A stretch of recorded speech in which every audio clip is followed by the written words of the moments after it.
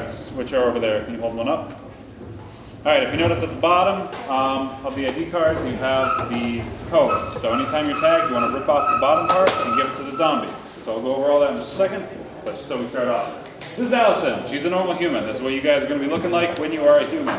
She's got the bandana on the arm. She's carrying a Nerf blaster. It's pretty much what makes her a human. Over here, that's Salty. He is a zombie. He's got the bandana around his head. Same yellow bandana. So basically these two, Salty wants to tag her, she wants to defend herself. If she shoots Salty with a Nerf dart, he's stunned. He pulls the bandana down around his neck, and he has to wait 15 minutes before being able to put it back up and trying to tag her.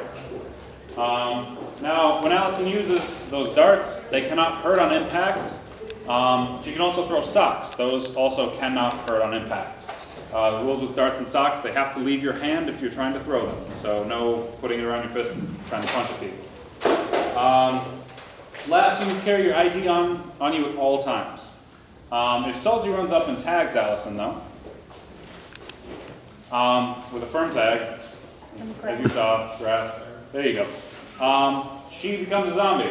So what that means is she'll tear off the bottom half of her ID card, hand it over to Salty, and then she has 1 hour before she can become a zombie. In that time, she can put away her blaster, take her bandana, put it around her neck, but otherwise she's out of the game until that 1 hour period is done.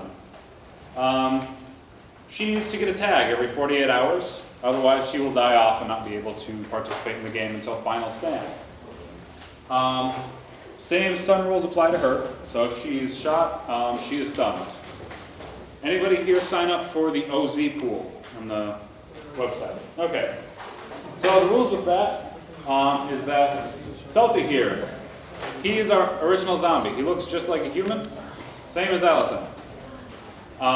So starting at midnight tonight, we're going to call one of the players and let them know that they're the original zombie. So the rules are, Salty here can look like a human, act as a human, until he makes his first tag. So if he walks up and tags Allison, he is now technically a zombie.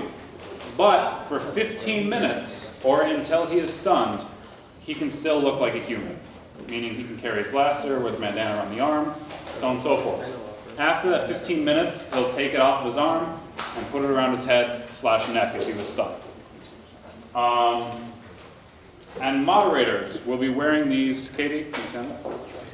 We'll be wearing these yellow shirts that on the back say HvZ moderator.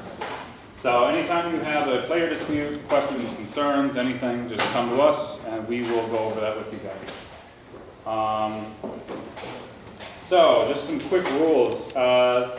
You want to follow all state and Stony Brook rules and regulations. No assault, no robbery, anything like that. Non-players cannot interact with the game, so your roommate can't bring you food, and your friends can't tell you where all the zombies are on campus.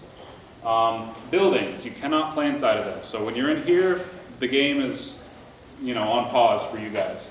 Anytime you enter a building and you're carrying a blaster around, you want to have it completely hidden. If we mods see you in here just carrying one of those blasters out and about, we will strike you for it. We recommend using black trash bags. It's kind of a shoddy way to just drape it over, but it keeps it hidden and covered. Outside of each building are what's called door zones. Those are 5 heel-to-toe steps. So, Human, if you can do 5 heel-to-toe. So you got 1, 2, 3, 4, 5, and an arm's reach. If you can touch the door within that range, you are safe. However, you're only safe when you're going to be entering that unlocked door. And that zone is only for taking out or putting away your blaster. That will only apply to humans, though, since zombies don't have that blaster, they can enter freely. And during night missions, players cannot enter buildings, thus those door zones do not exist. Alright, and Humanity's building, anytime you're entering that, you want to also take off your bandana and hide that along with the blaster that you have. Alright, no vehicles, no bicycles, skateboards, cars, anything. You can get around campus just by walking there. If you have a job off campus and you need to use that mode of transportation, that's fine, but that's really the only excuse that you guys could have. No play zones are areas where we do not want to see you at all participating in the game. And those are HvZ, hospital, zebra path, trying to remember anywhere. Train stations, trains, buses. We don't want to see any play in there. At the bus stops, those are safe while the bus doors are open. However, if the bus doors are closed or the bus is not there at all, you still have to protect yourself. Roads and parking lots are a thing of safety. You can still cross it. However, we don't want to see zombies chasing humans in there, and we don't want to see humans standing there to protect themselves. It's solely for moving through, but you cannot stand in the middle of them. Yeah, no vehicles. Yeah. Thank you. No play zones, I already went over that. Bandana, you need to wear it at all times. If you're running late for class, running late to a test, kind of too bad, you still got to go. However, if you are tagged, it's not the end of the world, that's half the game. So just remember to keep that on you at all times. If we see you without it and then later see you with it at one of the missions that we have, we might take the bandana from you or strike you because of it. So just keep it on you whenever you're doing things. Climbing or jumping, you shouldn't ever have to climb or jump. It's a safety risk, but if it's a safety risk that you guys take, the strict rule is nothing, you cannot climb onto or jump off of anything with a height greater than your own waist. So if it's any taller than that, so for instance shoulder height, and you try to jump off of that, we will strike you / ban you for that. Anyway. All right, so NPCs. So if I could have Salty, and Human and Matt. All right, so Salty here is our zombie player. You can see the yellow bandana. Human and Matt are NPCs. You see the white bandanas? So Human is a human NPC. He's got the white bandana on his arm. And Matt here is a zombie NPC. He's got the white bandana on his head.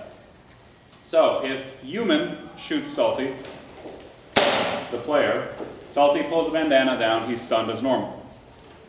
If Matt hits him with a weapon that's not his hand, same rule applies, he's stunned. Salty here has the option to kill either one of these by pulling the bandana from them. Same rule applies with the zombie one.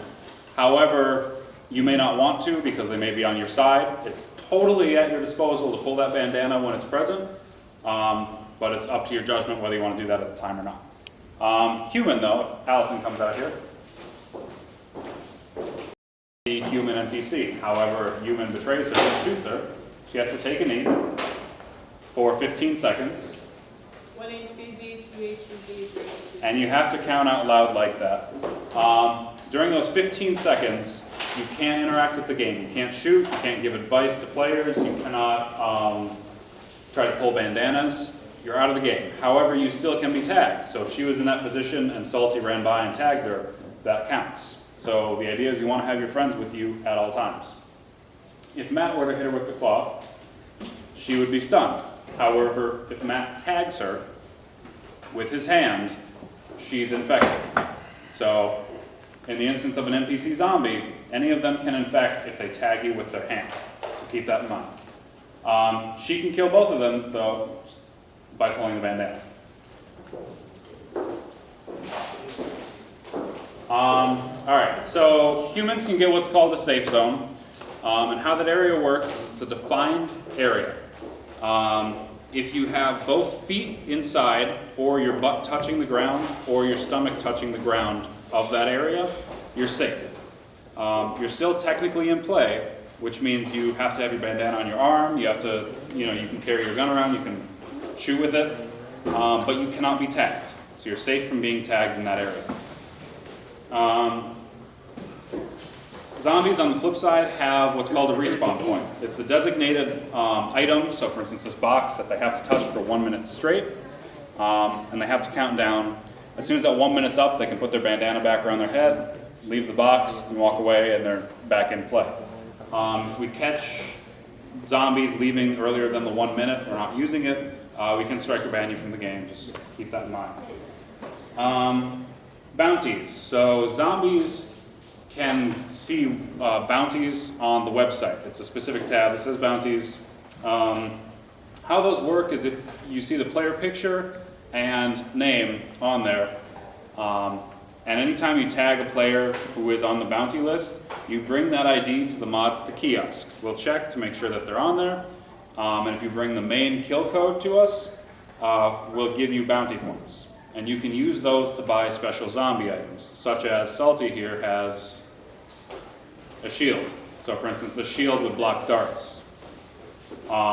Humans, on the flip side, by completing secret missions, can go to the ESS courtyard once we start, and we'll let everyone know about that when that does start, to compete for items such as this hatchet, which is a melee weapon.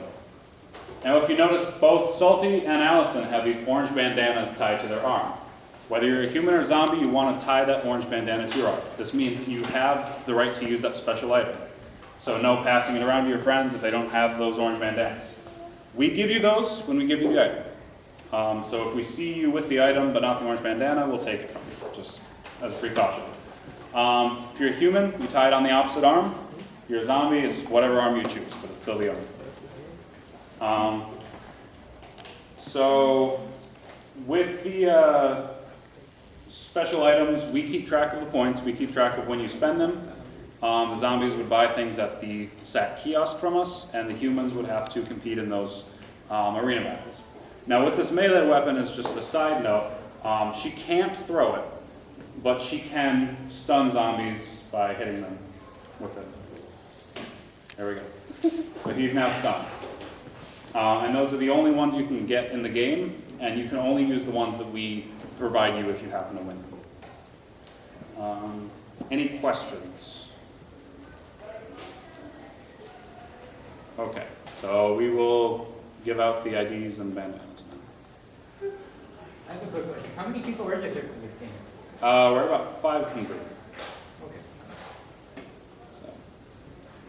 So if you just come to the front, I think Natasha has the ID card.